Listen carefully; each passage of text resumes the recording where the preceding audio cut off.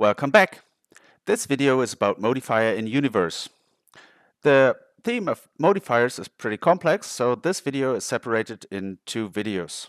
This is part 1. This is the basic tutorial to show how modifiers work. So the basic way to work with modifiers would be with triggers. I've read here two TCP devices. One is the sender, one is the receiver, which are connected.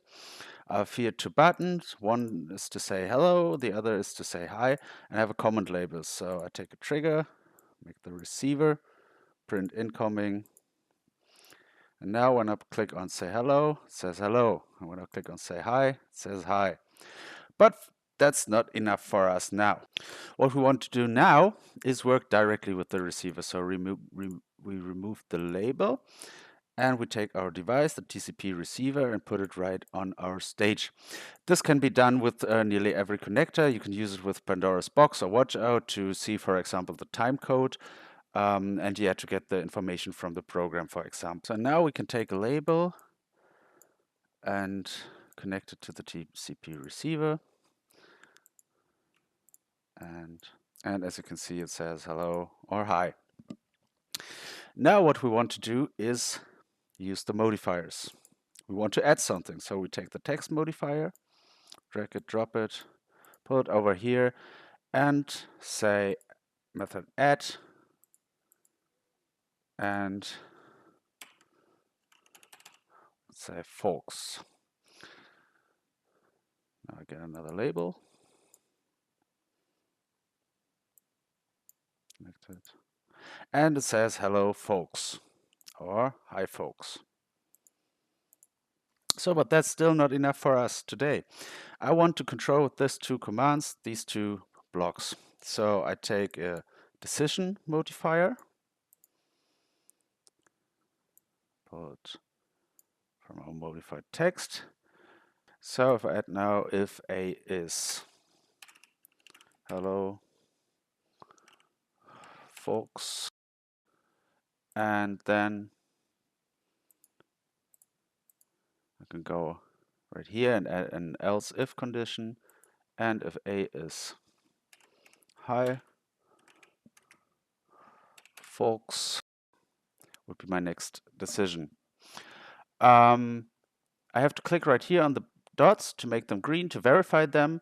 What's all about this verifying we will see in the next video. So now, as you can see, I have two connection dots from the decision, and I say go to button 1 and go to button 2.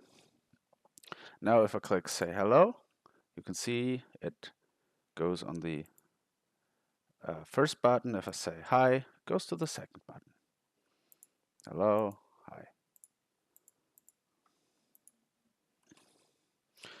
hi. Of course, I can add several others else if conditions, or have here different options how the signal should be used.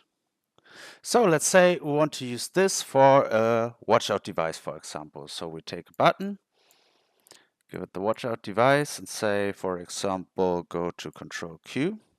And now if we connect the text with the watchout device button, we see two parameters are blinking, which can be affected by this text input.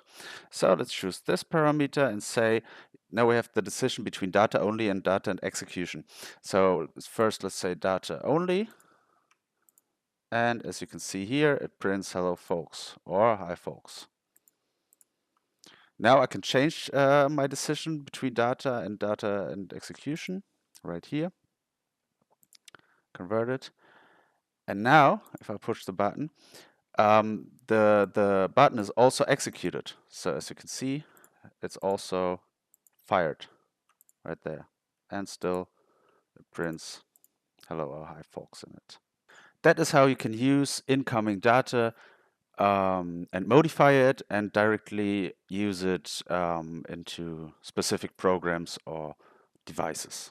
So now if you might get confused by all this tree, you can go on the button right here where you can convert it to data only and data and execution. You can also go on trace linking, and this shows you the way the signal is coming, and you can easily see where the data is coming from. So these were the basics about Modifier. I'm looking forward to see you in the next video, and I wish you a lot of fun using Universe.